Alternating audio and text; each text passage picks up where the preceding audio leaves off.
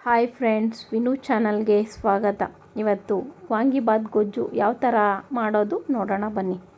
ಮೊದಲಿಗೆ ಒಂದು ಪ್ಯಾನ್ಗೆ ಸ್ವಲ್ಪ ಉದ್ದಿನಬೇಳೆ, ಕಡಲೆಬೇಳೆ ಎರಡನ್ನೂ ಸಹ ಫ್ರೈ ಮಾಡಿ ಪಕ್ಕದಲ್ಲಿಟ್ಟುಕೊಳ್ಳೋಣ. ಅದೇ ಪ್ಯಾನ್ಗೆ ಸ್ವಲ್ಪ ಬಿಳಿ ಎಳ್ಳು ಸಹ ಫ್ರೈ ಮಾಡಿ ಪಕ್ಕದಲ್ಲಿಟ್ಟುಕೊಳ್ಳೋಣ. ಒಂದು ಬಾಣಲಿಗೆ ಸ್ವಲ್ಪ ಎಣ್ಣೆ ಕಾದ ನಂತರ ಸ್ವಲ್ಪ ಹಸಿ ಕಡಲೆಬೀಜ ಸಹ ಹಾಕಿ ಫ್ರೈ ಮಾಡಿ ಪಕ್ಕದಲ್ಲಿಟ್ಟುಕೊಳ್ಳೋಣ. ಅದೇ ಬಾಣಲಿಗೆ ಸ್ವಲ್ಪ ಸಾಸಿವೆ, ಕಡಲೆಬೇಳೆ ನಂತರ ಉದ್ದಿನಬೇಳೆ ಸಹ ಹಾಕಿ ಒಂದು 6 ಒಣಮೆಣಸಿನಕಾಯಿ, ಸ್ವಲ್ಪ ಕರಿಬೇವು ಸಹ ಹಾಕಿಕೊಳ್ಳೋಣ. ಅದು ಚಟಪಟ ಅಂದ ನಂತರ ಮೊದಲೇ ಹಚ್ಚಿಟ್ಟುಕೊಂಡ ಬದನೆಕಾಯಿ ಸಹ ಸೇರಿಸಿಕೊಳ್ಳೋಣ. ಇವಾಗ ಮೊದಲೇ ಫ್ರೈ ಮಾಡಿಟ್ಟುಕೊಂಡ ಉದ್ದಿನಬೇಳೆ, ಕಡಲೆಬೇಳೆ ಮತ್ತು ಬಿಳಿ ಎಳ್ಳನ್ನು ಸಹ ಬೇರೆ ಬೇರೆ ಪೌಡ್ರ್ ಮಾಡಿ ಪಕ್ಕದಲ್ಲಿ ಇಟ್ಟುಕೊಳ್ಳೋಣ.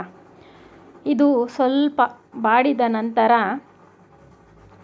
ಅದಕ್ಕೆ ತಕ್ಕಷ್ಟು ಉಪ್ಪನ್ನು ಸಹ ಸೇರಿಸಿಕೊಳ್ಳೋಣ.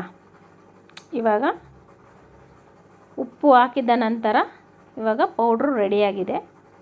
ಇವಾಗ ಸ್ವಲ್ಪ ಒಂದು ಅರ್ಧ ಸ್ಪೂನ್ ಅರಿಶಿನ ಸಹ ಅದಕ್ಕೆ ಸೇರಿಸಿಕೊಳ್ಳೋಣ. ಸ್ವಲ್ಪ ಬೆಂದ ನಂತರ ಅದಕ್ಕೆ ಮೊದಲೇ ಹುಣಸೆ ರಸವನ್ನು ಸಹ ನಾವು ನೆನೆಸಿಟ್ಕೊಂಡಿದ್ದೀವಿ. ಆ ರಸ ಸ್ವಲ್ಪ ಸೇರಿಸಿಕೊಳ್ಳಬೇಕು.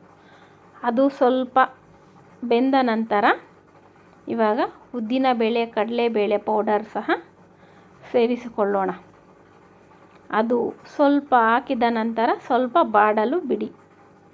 ಅದು ಬಾಡಿದ ನಂತರ ಇವಾಗ 2 MTR ವಾಂಗಿಬಾತ್ ಪೌಡರ್ ಸಹ ಸೇರಿಸ್ಕೊಳ್ಳೋಣ.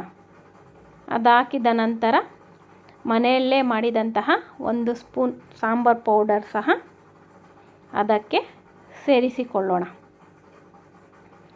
ಇದಾಗಿದ ನಂತರ ಒಂದು 5 ಮಿನಿಟ್ಸ್ ಅದು ಹಸಿ ವಾಸನೆ ಹೋಗೋವರೆಗೂ ಫ್ರೈ ಮಾಡಿ.